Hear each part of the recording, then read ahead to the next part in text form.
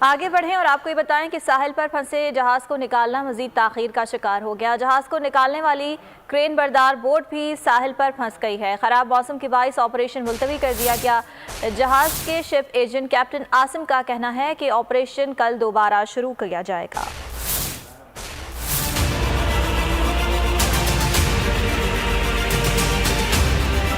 कराची के साहिल पर फंसा जहाज वबाले जान बन गया। जहाज को निकालने की हर कोशिश नाकाम हो गई। जहाज को निकालने वाली क्रेन बरदार बोट भी साहिल पर फंस गई। बोट के एंकर्स भी खराब हो गए। जहाज से कबल क्रेन बरदार बोट को साहिल से निकालना होगा। जहाज के शिप एजेंट आसिम इकबाल का मीडिया से गुफ्तगू में कहना था, MMD के मंजूर शुदा प्लान के मुताबिक साहिल पर इंतजामात मुकम्मल हैं। अलबत्ता मौसम की खराबी की वजह से ऑपरेशन नहीं हो सका। जो डिफ़िकल्टी आ रही है वो वेदर की वजह से आ रही है। वैसे साउथ वेस्ट मानसून है, यहाँ पे विंड है तकरीबन 35 नॉट्स के करीब है, तो आज भी हमारा इस वजह से नहीं हो पाया। उनका कहना था कम गहराई की वजह से टग आगे नहीं आ सकते।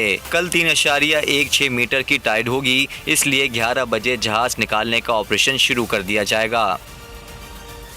और इसी हवाले से बात कर लेते हैं। कमोडोर रिटायर्ड सैयद मोहम्मद उबैदुल्ला हमारे साथ लाइन पर मौजूद है। उवैस साहब, बहुत शुक्रिया आपके वक्त। उवैस साहब, जहाज़ फंस जाता है आके कराची के साहिल पर, लेकिन 23 से 24 दिन हो चुके हैं इस जहाज़ को फंसे हुए। क्या वजह है कि अब तक नहीं निकाला जा सका? देखिए, ये एक्सीडेंट है और एक्सीडेंट पूरी दुनिया में होते रहते हैं। ये जहाज़ का इस मौजूदा पोजीशन में आ जाना, उसकी प्राइमरी 2 रीज़न हैं।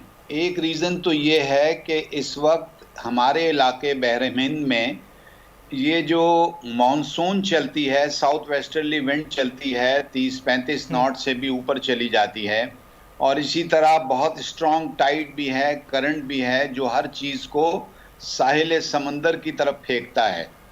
तो दूसरी बात यह है कि इस जहाज़ में प्रॉब्लम ये थी कि उसके तकरीबन 10% रह गई थी और दोनों एंकल उसके लूज हो चुके थे, टूट चुके थे। तो वो अल्लाह के करम पे, अल्लाह के रहमो करम पे और मौजों के रहमो करम पे और पानी के रहमो करम पे विद इन नो टाइम ये जगह आकर जहाज़ फंस गया। और इस जहाज़ का यहाँ फंसना कोई पहली दफ़ा नहीं हुआ है। 1981 में 2 रिवर्स शिप भी यहीं एग्जैक्टली तकरीबन इसी जगह आकर फंस गया था। फिर 2001 में एक जहाज़ यहाँ आके फंस गया था। अब 2021 में ये जहाज़ यहाँ आकर फंस गया है।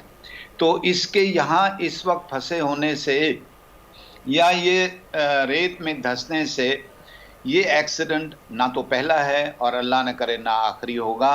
दुनिया में हर जगह ये बिज़नेस रिस्क हैं। जो इस बिज़नेस में हैं, टक्कर हो जाना, डूब जाना, साहिल समंदर पर चढ़ जाना होना नहीं चाहिए, मगर ये किसी ना किसी वजह से ये सारी चीज़ें होती रहती हैं। अब आपका सवाल ये है कि ये अभी तक क्यों नहीं निकाला जा सका। पाकिस्तान में इस वक्त कोई डेडिकेटेड प्राइवेट सैल्वेज कंपनी नहीं है। सैल्वेज कंपनी का मतलब मैं आपके नाजरीन के लिए आसान लफ्ज़ों में बता दूं कि ये काम किसी पोर्ट अथॉरिटी का या ये काम किसी और इदारे गवर्नमेंट का नहीं होता। ये सैल्वेज कंपनी बहुत ज़्यादा प्रोफेशनल लोग होते हैं, जिनमें बहुत सारे इंजीनियर्स होते हैं, स्ट्रक्चरल इंजीनियर होते हैं, टग्स होते हैं, बोट्स होती हैं। पाकिस्तान में as of now, as of today, there are very limited, आप कह सकते हैं कि सैल्वेज फैसिलिटी किसी के पास बहुत थोड़ी है। डेडिकेटेड सैल्वेज कंपनी कोई नहीं है। ये सीमैक्स कंपनी एक है जो इस वक्त एक प्राइवेट इदारा है। वो बेसिकली कॉन्ट्रैक्टर्स हैं, they are not exactly salvage company. इस जहाज़ को निकालने के लिए सबसे पहले दुबई से एक लो ड्राफ्ट हाई पावर, लो ड्राफ्ट का मतलब है कि जो कम पानी में भी जाके अपना काम कर सके, वरना आम तौर से जो टग केपीटी के पास हैं, पीक्यूए के पास हैं, उनका जो पोर्शन पानी के अंदर होता है उसको ड्राफ्ट कहते हैं, और वो 5-6 मीटर से कम पानी में जाके उनकी पावर इफेक्टिव नहीं हो सकती।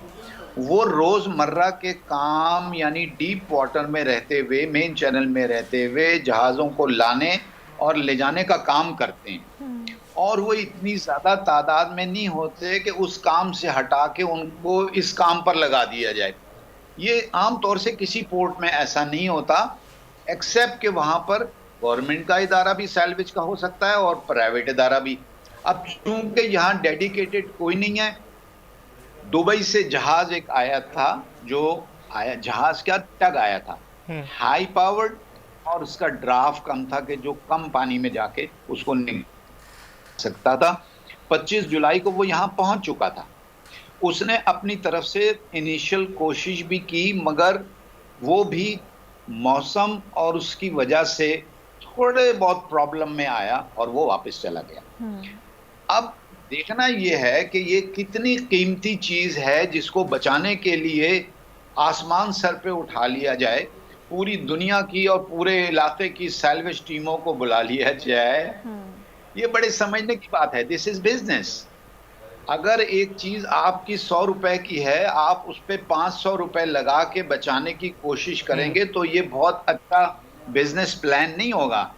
अब आप अगर मुझसे आप ये पूछें कि भाई इस जहाज की कीमत इस वक्त क्या होगी, ये जहाज 98 मीटर लंबा और 20 मीटर चौड़ा है, 2-2.5-3 मीटर इसका ड्राफ्ट है, 3600 डेड वेट टनेज का मतलब इसका आप समझे कैरिंग कैपेसिटी है, और 1200 टन इसका लोहा है, सिर्फ लोहा।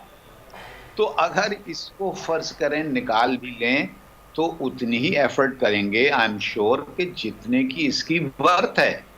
अगर इसकी वर्थ बहुत ज्यादा नहीं हो, फॉर एग्जांपल मैं एक आपको ब्रॉड फिगर देता हूं कि ये 2010 का जहाज है और तकरीबन इसका लोहा जो है वो 1200 टन के करीब है।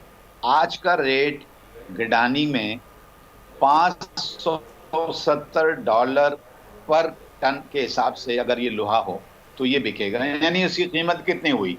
$7 लाख, तकरीबन 10 करोड़ रुपए। तो इस चीज पर इतनी एफर्ट करके बचा के, अगर ये एक थ्योरेटिकल बात है, इसको बचाने के लिए अगर 20 करोड़ रुपए लगा दें, दुबई से 4 टंग मंगा लें और फलानी जगह से बोटें मंगा लें, तो इस पे खर्चा इसकी अपनी कीमत से शायद ज्यादा हो जाए, जो कि मुझे नजर आ रहा है। तो अब जो कुछ पाकिस्तान में किसी के पास, कॉन्ट्रैक्टर के पास, अपना जो इनके एजेंट हैं कैप्टन आसिम साहब बैरिया फाउंडेशन के हैं, is doing a good job. He is using all available resources, but all available resources are good enough at the moment कि इसको लेकर आए। और ज्यादा रिसोर्सेज लगाएंगे तो उनको और ज्यादा पैसे देने पड़ेंगे।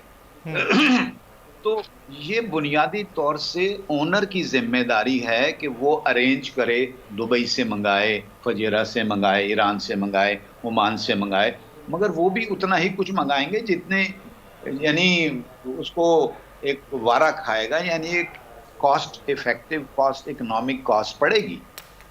ये बात है जनाब इसके अभी तक ना निकलने की। अगर आप टेक्निकल डिटेल पूछना चाहते हैं कि भाई अब कब शुरू होगा या ये क्या करेंगे, वो मैं आपको बता सकता हूँ, if that is you are interested in. अच्छा कमोडोर साहब, ये जो सैल्वेज कंपनी की आप बात कर रहे थे, तो ये पाकिस्तान ने अब तक इस जानिब क्यों तवज्जो नहीं दी, इस मामले से हटकर भी अगर बात की जाए तो? देखिए, बात ये है कि ये आपने बहुत ही उम्दा सवाल किया, तो मैं आपको एक छोटी सी बात बताता हूँ। देखिए, अल्लाह ताला ने 14वें सिपारे की,